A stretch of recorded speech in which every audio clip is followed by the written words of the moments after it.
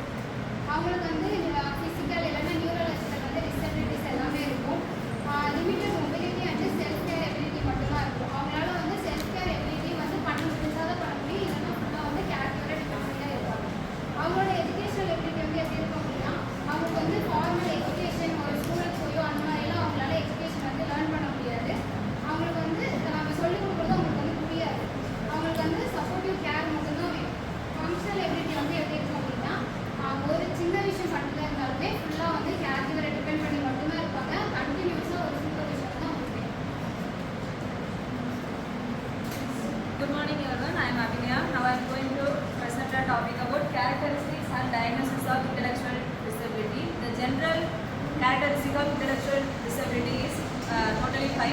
First, limitations in intellectual functioning. First, intellectual functioning வந்து அவங்களுக்கு வந்து என்னென்ன டிஃபிகல்ட்டிஸ் இருக்கும் அப்படின்னா ரீசன் பண்ணுறதுல டிஃபிகல்ட்டிஸ் இருக்கும், problem solving, learning, understanding concepts, decision making, according performance. நம்மளை மாதிரி நார்மல் பர்சனாக இல்லாமல் அவங்களுக்கு எல்லாத்துலேயுமே ரொம்ப டிஃபிகல்ட்டாக இருக்கும். ரீசன் பண்ணுறதுல, கொஸ்டின் கேட்குறதுல, அவங்களோட திங்கிங் ப்ராசஸே வந்து ரொம்ப டிஃப்ரெண்ட்டாக இருக்கும்.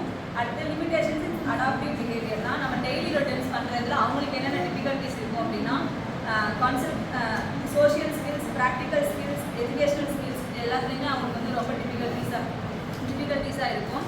சோஷியல் ஸ்கில்ஸில் என்னென்னா difficulty maintaining friendships, poor social judgment, trouble understanding social rules, immature behavior for age. நம்மள மாதிரி அவங்களுக்கு இந்த டிராஃபிக் ரூல்ஸ் சம்திங் எதுவுமே அவங்களுக்கு வந்து நம்ம சொன்னாலுமே புரியாது, அவங்களாம் கற்றுக்கிட்டாலுமே ரொம்ப லேட்டாக கற்றுப்பாங்க. Next, delayed development. நம்மள மாதிரி எல்லாருக்குமே நார்மல் டெவலப்மெண்ட் இல்லாமல் ரொம்ப லாங்குவேஜ் டெவலப்மெண்ட்டாக இருக்கும், க்ரோத் டெவலப்மெண்ட் எல்லாமே அவங்களுக்கு வந்து ரொம்ப லேட்டாக தான் ஃபங்க்ஷன் ஆகும். அடுத்து, பிஹேவியரல் எமோஷனல் ப்ராப்ளம்ஸ். அவங்களுக்கு அதில் என்னென்ன எக்ஸ்பீரியன்ஸ் இருக்கும் அப்படின்னா ஹைப்பர் ஆக்டிவிட்டியாக இருப்பாங்க, சம்டைம்ஸ் அக்ரெசிவ் பிஹேவியர் இருக்கும், ஆன்சைட்டியாக ஃப்ரஸ்ட்ரேஷனாக இருப்பாங்க, டிஃபிகல்ட்டி கண்ட்ரோலிங், எமோஷன்ஸ் வந்து அவங்களால கண்ட்ரோல் பண்ண முடியாது. அடுத்து, எஜுகேஷனல் டிஃபிகல்ட்டிஸ் என்னென்னா slow learning in school, need for special education, difficulty understanding instructions. Next, diagnosis of intellectual disability. அதில் ஃபஸ்ட்டு கிளினிக்கல் அசஸ்மெண்ட் அதே மாதிரி தான் இதில் வந்து ஃபஸ்ட் மெடிக்கல் ஹிஸ்ட்ரி கலெக்ட் பண்ணுவோம், டெவலப்மெண்ட் ஹிஸ்ட்ரி செகண்ட் கலெக்ட் பண்ணுவோம், third family history, fourth behaviour observation collect பண்ணுவோம். அடுத்து என்ன டெஸ்ட் பண்ணுவோம், ஐக்யூ டெஸ்டிங். இப்போ வளர்ச்சி நடத்துற மாதிரி இதில் வந்து மொத்தம் நம்மளோட நார்மல் ஐக்யூ ரேஞ்ச் வந்து 90 to 109. இதுதான் நம்மளோட நார்மலாக உள்ள ஐக்யூ ரேஞ்ச். மற்றபடி 70க்கு கீழே இருந்தாலே அவங்க வந்து நம்ம டிசபிலிட்டி இன்டெலெக்சுவல் டிசபிலிட்டி தான் கால்குலேட் பண்ணுவோம். அதில் மொத்தம் 4 டைப்ஸ் இருக்கு வளர்ச்சி சொன்ன மாதிரி. இதை வச்சு தான் ஐக்யூ டெஸ்டிங் வந்து நம்ம அசஸ்மெண்ட் பண்ணுவோம். நெக்ஸ்ட் அசஸ்மெண்ட் ஆஃப் அடாப்டிவ் ஃபங்க்ஷனிங்னா அவங்களோட கம்யூனிகேஷன் ஸ்கில் எப்படி இருக்குது, சோஷியல் இன்ட்ராக்ஷன் எப்படி இருக்குது, அவங்களோட செல்ஃப் கேர் எப்படி பண்ணிக்கிறாங்க, டெய்லி லிவிங் ஆக்டிவிட்டீஸை வச்சு நம்ம அசஸ் பண்ணுவோம். அடுத்து டெவலப்மெண்டல் ஃபங்க்ஷன், அவங்களோட ஸ்பீச் டெவலப்மெண்ட் எப்படி இருக்குது, மோட்டார் ஸ்கில், காக்னிட்டிவ் ஃபங்க்ஷன், அது எல்லாமே எப்படி சொல்லி அசஸ் பண்ணுறது. லாஸ்ட்டாக மெடிக்கல் அண்ட்